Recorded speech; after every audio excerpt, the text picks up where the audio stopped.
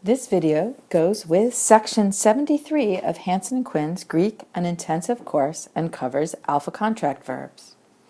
You can find this material in Hansen and Quinn on pages 231 to 236. So let's talk about what a contract verb is. So far, our verbs have been just like luo, which has been our favorite demonstration verb. But now you're going to have a new class of verbs whose first principal part has an alpha in front of the omega. You remember that the rule for forming the stem from the first principal part is to take off the omega, and that's true as well with alpha contract verbs. And so you get stems that look like this: lu for luo, just like most of the verbs that we've had so far. And now we have tima for timao.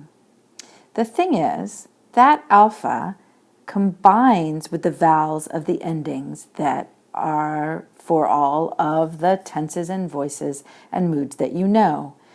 So what it does is contract with those vowels, and that's why we call these contracted verbs or contract verbs. If you're in my class, you will have a chart just like this that shows you what happens when the alpha of the stem over there on the left combines with any of the vowel or diphthong combinations you get in the endings that are arrayed across the top here. As you can see, eventually you're going to get epsilon contract verbs and also omicron contract verbs. Here's a little reminder of what all of the principal parts do, which tenses they cover, and which voices. Since alpha contract verbs only have a difference in the first principal part, it's really only first principal part things we have to worry about. So what we're going to do in this video is look at all of the forms and contractions for everything that the first principal part does. So we'll look at the present and imperfect indicative in all of the voices, and the present subjunctive, optative, infinitive, and participle. So that's our task here, and it's going to take a little while. Let's start with present indicative active. Everything I teach you here with the alpha contract verbs has the same meanings, the same implications as the tenses and voices and moods of the omega verbs that we've had so far, just like luo and paideo. So I'm not going to talk about what these mean. Right now, I'm just going to tell you how to form these things and how to deal with their accents. So everything we do here is going to be from principal part 1 because that's where the alpha contraction is troubling us. So we'll need principal part 1 and some endings. Let's have a place to put them, and let's get our new verb here: timao, timeso, etimesa, tetimeka, tetimemai, etimethane, which means honor. The endings that we need for the present indicative active are going to combine with that alpha in the stem, and it's going to be the same endings you already know from the present indicative active you've had since the beginning. So it's going to be alpha, o, alpha, ace, alpha with a, amen, eta, usi, as are familiar. So what we do then, after you know those things, is we do the contraction. And I'm going to put our alpha portion of the chart down here for a reminder. So if we do that operation with all of these endings and the alphas, here's what you get: o, as, a, omen, ata, osi, which does have a new movable. Now, we'll need that principal part 1 stem, the endings that are going to contract the way you can see here, and then we'll give the accents, which are going to be recessive with contraction rules. And I'm going to explain what that means on the next screen. So let's put this together actually with timao. We're going to put the stems in, and I'm going to show you the uncontracted form with the endings that you know. And now we're going to do the contraction, and we're going to get timo, timas, tima, timomen, timata, timosi. Now it's time to do that new accent thing. Accent on contract verbs is recessive in the present indicative active, And here's how the rule goes. You have to think about it as the uncontracted form first. So we'll follow the regular rules for accent, and if we put in those accents, they all are going to go on the alpha there. Then the rule for contract verbs is that if either of the two syllables being contracted had an accent in the uncontracted form, the accent stays on the new combined contracted syllable. So, in that case, all of these are going to get contracted and all of them are going to keep the accent there. The accent on a contracted last syllable, a contracted ultima, is a circumflex. And then if it's on the penult, on the second to last, then you'll follow the rules for accent. In other words, if it's a short last syllable, it can be a circumflex. If it's a long last syllable, it will be an acute on the second to last syllable.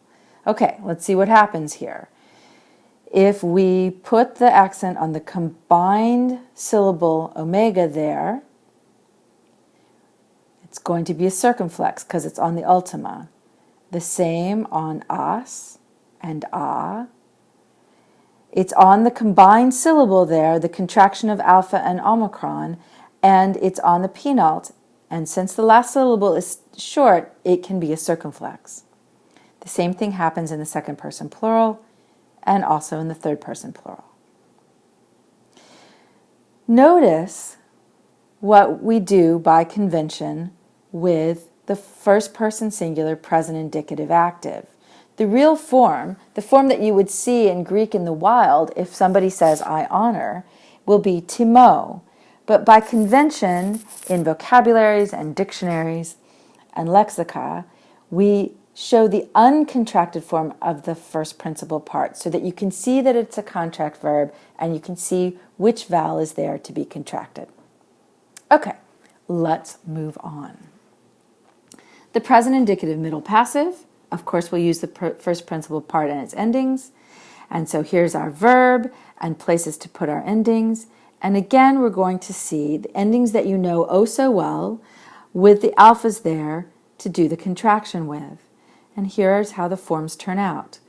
Omai, a, atai, omitha, asta, ontai. And the accent will be recessive with the contraction rules that we just went over. So let's put that on the verb. Here are the stems. Here are the endings that they're going to be contracted with. And here's what happens. Timomai, tima, timatai, timomitha, timasta, timontai.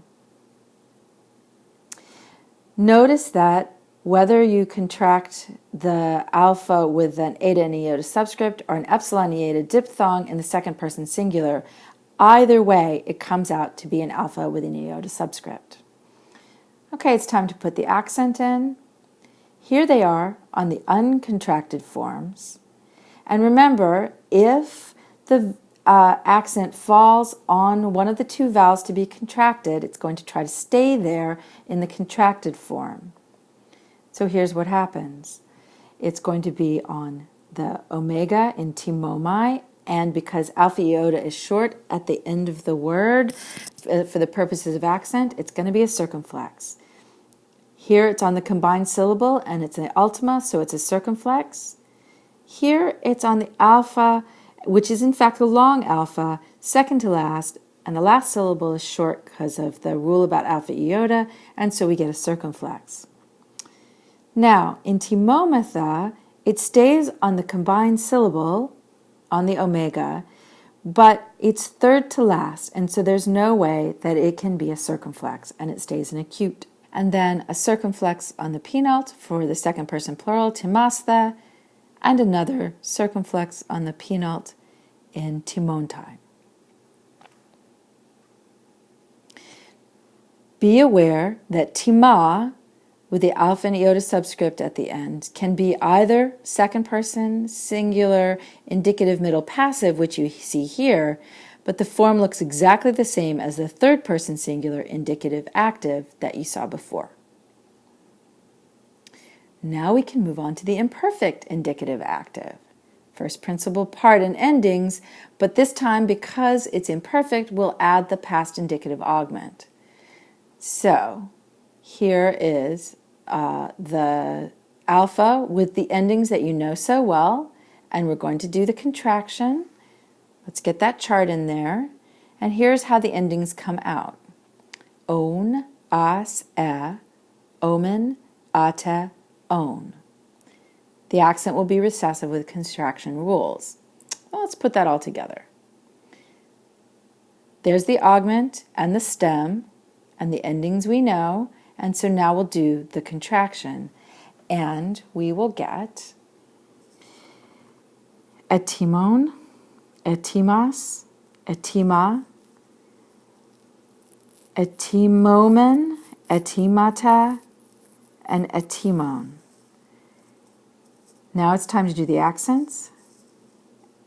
And if we put them in there, you'll see that it changes things up a little bit because of the short endings and where the contractions fall. And what we get actually keeps the accent farther back from the contraction fairly often. Only in the first person plural and the second person plural, etimomen and etimata, does the accent fall on the contracted syllable. Notice that there is never a new movable in the third person singular indicative active of the imperfect. The imperfect indicative middle passive will have all of the same rules that we had for the active. So here are the alphas with the endings that you know, and they contract this way. Omen, o, ata, ometha, astha, onta. So if we put them together with the actual verb, there's the augment and the stem. There are the endings we're going to contract with. Here are the forms, and actually let me get those in there a little bit faster because it's going to be easier to pronounce them for you once I do the accents, which again are recessive accents with contraction rules.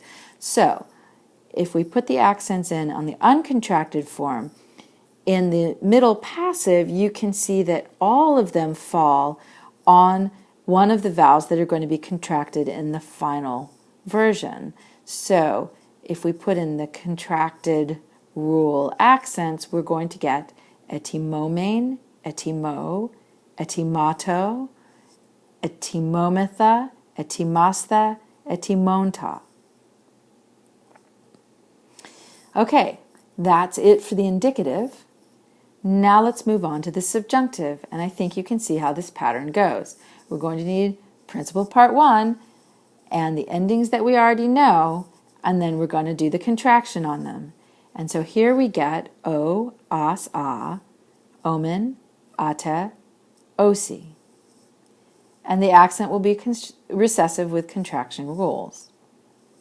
So if we do that with our demonstration verb, here are our stems, here are the endings that they're going to get contracted with, and we get timo, timas, tima, timomen, timata, timosi. And then for our accents, here they are on the uncontracted forms. All of those fall on a vowel that's going to get contracted, and so the contracted forms look like this. Notice that these are exactly the same forms once they are contracted as the indicative active of the alpha contract.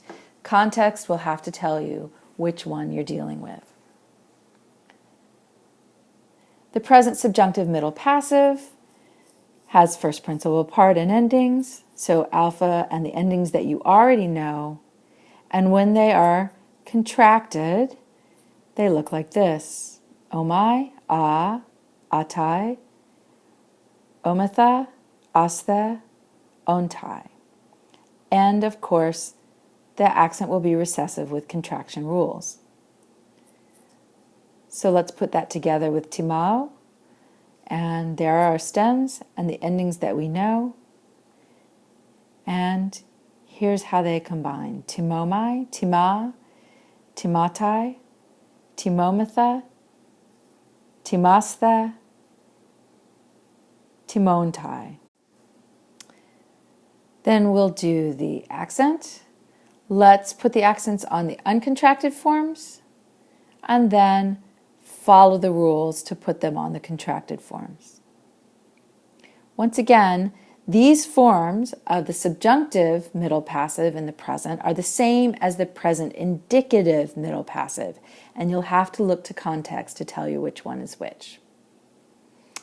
I believe it is time to move on to the present optative active. Again, first principal part and endings. So we're going to have the alphas and the endings that we already know. And we'll do the contraction and we'll get omi, os, o, omen, ota, owen. Now, this time we have to be aware that Greek has alternate forms, in fact, forms that are even sometimes more common than these forms for the alpha contract present optative active. And these will have the same recessive accent with contraction rules. But before we go on to try those out with the actual verb, this time I have to tell you that Greek has alternate forms for the present optative active. So that alpha can also combine with these alternate forms. Oyein, which becomes oein, oyes, which becomes oes, oye, which becomes oe, oyemen, which becomes oemen, oyeta, which becomes oeta, and oyesan, which becomes oesan. So we're going to have to see the demonstration verb with all of those forms. So there are the stems and our regular endings to contract them with. And here's what happens. Timomi, timos, timo, timomen, timota, timoen. And so we get timoen, timoes, timoe, timoemen, timoeta, and timoesan. We still have to do recessive accent rules with the contraction complication. So here are the uncontracted accents going in, and here's how they turn out once they are contracted. As you can see, they follow the rules that we've talked about already. Let's go on to the present optative middle passive. We're going to do the same thing where we have to combine the alpha with the endings that we know. And here's how they come out. Omain, oa, ota, ometha, ostha, onta. And we'll need recessive with contraction rules. Fortunately, in the middle passive, there are not alternate forms. So let's do it with our demonstration verb. Here are our stems and the endings that we know to contract them with. And here's what we get. Timomin, timoa, timota, timometha, timostha, timonta. And you could hear me doing the accent where they belong because I'd already thought through having the accent on the uncontracted forms and then combining them and putting them on the contracted forms. All right, getting closer. So now let's look at the present infinitive active. So here again, we need the first principal part because that's the only thing that's troubling us with the alpha contracts. And it's going to be alpha plus this strange form. So it turns out that the history of the ein present infinitive active ending is actually in itself already a contraction of two epsilons. And when we try to figure out where the form of the alpha contract present infinitive active ending comes from, it's clear that it's alpha contracting with epsilons instead of with epsilon iota, which is actually a spurious diphthong. So what you really get for the ending of the present infinitive active for alpha contract verbs is on once you do the contraction.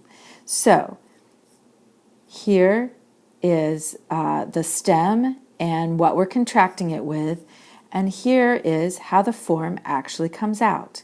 And the accent is really following recessive with contraction rules, and it ends up going right here on the uncontracted form and right here on the contracted form. So you could even really learn that circumflex on the ending if you wanted to, since there's only one ending for the present infinitive active, and what we get is timon.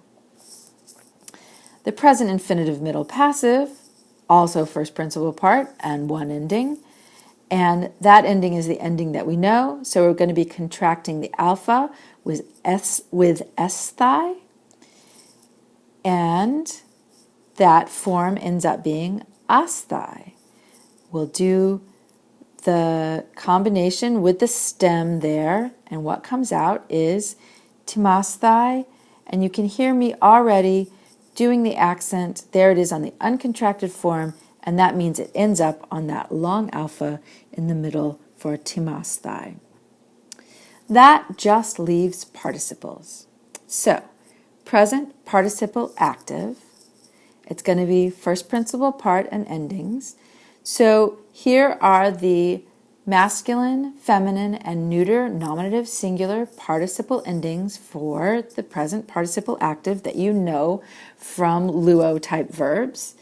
And there are the alphas that they need to contract with. So we're going to have to do that contraction. And so what you get for the three nominative singulars is own, osa, own.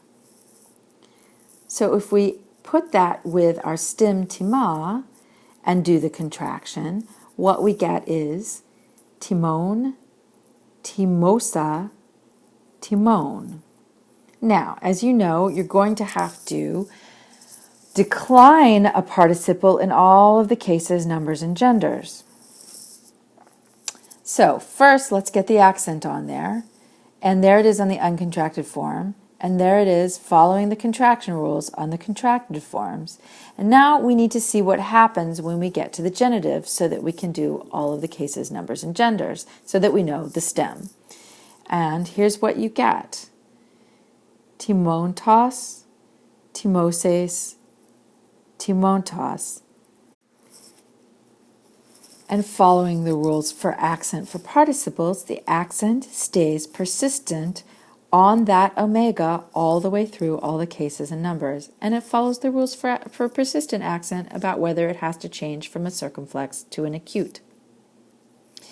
Okay, present participle middle passive, of course, also takes first principle part and endings. So there's the alpha with those endings that you know, omenos, omene, omenon, and we do the contraction, and that alpha with those omicrons become omegas, and we get omenos, omene, omenon. So the uncontracted forms look like that, and the contracted forms then for the nominatives of the masculine, feminine, and neuter singular are timomenos, timomene, timomenon. And we'll follow the recessive rules with the contraction complication, and we'll put in the accent on the uncontracted form, and that means that on the contracted forms, the accent is going to try to be in the places that you see there. So in all of the declined forms, in all of the cases, numbers, and genders, it's going to try to be an acute on the omega before the mu, but the rules for accent, of course, will make it move around sometimes. And there you have it. It took a while, but that is all of the forms of alpha contract verbs in the present system, which is all that it affects.